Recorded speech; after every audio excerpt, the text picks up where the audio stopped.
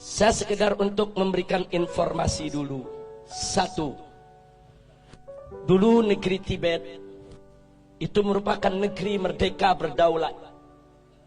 Kemudian menjalin kerjasama dengan Republik Rakyat Cina yang komunis.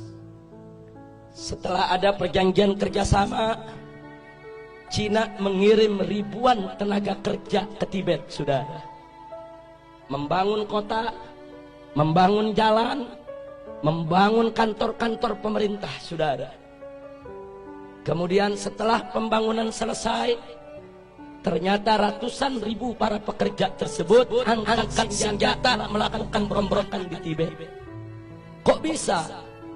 Ternyata para pekerja tersebut adalah tentara, saudara. Tentara yang memang dididik, saudara, untuk bekerja. Kemudian setelah itu Tibet jatuh, dikuasai oleh negara Cina, dan pimpinan tertinggi agama yang ada di Tibet, yaitu Dalai Lama, ditangkap dan diusir ke luar negeri sampai hari ini, saudara. Hati-hati, masuknya tenaga kerja Cina ke Indonesia yang jumlahnya saat ini ratusan ribu orang harus diwaspadai, karena kita sudah lihat bagaimana tegapnya badan mereka, bagaimana perawakan mereka. Lebih tepat mirip tentara ketimbang pekerja kasar atau buruh, saudara.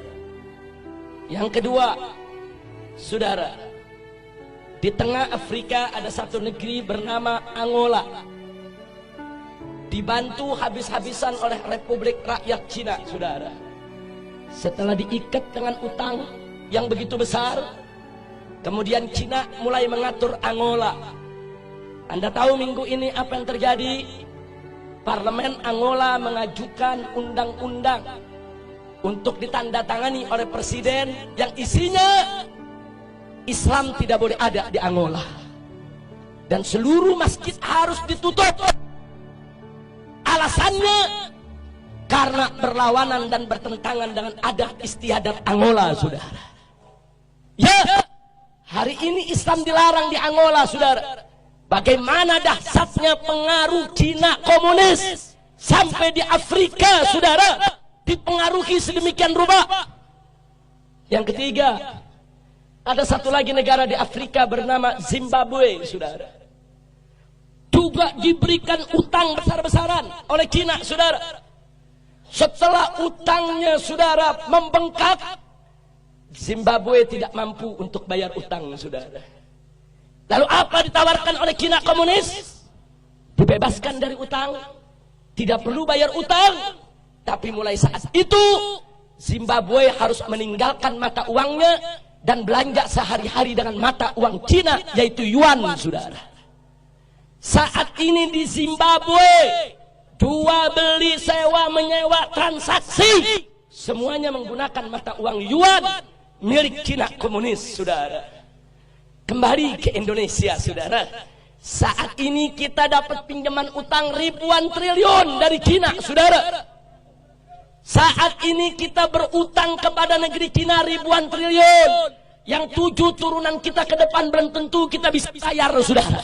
Hati-hati dengan ribuan triliun kita hutang ke Cina. Saat ini Cina komunis mulai mengobok-obok kita punya negeri, saudara. Mari kita lihat satu, saudara, bagaimana mereka masukkan tenaga kerja. Ratusan ribu orang masuk ke Indonesia saat ini. Dan minggu yang lalu, saudara, Presiden Jokowi sudah menyatakan, mengingatkan kepada para pengusaha untuk tidak lagi bertransaksi dengan dolar ataupun rupiah, tapi bertransaksi dengan yuan, mata uang Cina, saudara. Ini bukan fitnah, ini keputusan presiden, saudara. Nggak sampai di situ, saudara. Sebulan yang lalu presiden juga mengeluarkan kepres bahwa orang asing termasuk Cina komunis diberikan hak milik untuk memiliki rumah, memiliki tempat tinggal, dan memiliki perkebunan di Indonesia, saudara. Ini nggak pernah terjadi. Orang asing diberikan hak milik. Ada apa gerangan yang terjadi, saudara? Masya Allah. Ada apa ini negeri? Saya ketemu seorang pejabat, Habib, kan enak kerjasama dengan Cina. Kita dibangunin itu jalan kereta, MRT, LRT. Saya katakan, Pak, itu bangun bukan gratis. Kita ngutang dan kita harus bayar dengan bunga. Satu. Kedua, kontraktor utamanya harus dari negeri Cina, bukan kontraktor utama pribumi kita. Yang ketiga, bahan-bahan bakunya juga harus diimpor dari Cina, termasuk reklamasi tiang-tiang pancangnya bukan kita buat sendiri, dari negeri Cina harus didatangkan, saudara.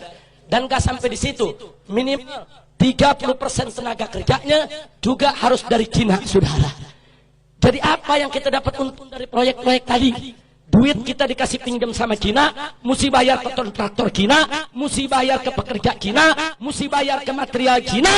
Semua duit balik lagi kepada mereka, saudara.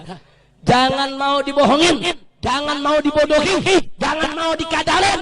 Ini negara harus kita selamatkan. Gak boleh saja oleh asing dan asing. Betul? Siap bela negara, siap bela NKRI, siap bela Islam, siap bela bangsa, siap bela rakyat, siap jaga pribumi. Takbir, takbir, takbir. Sallu ala Nabi.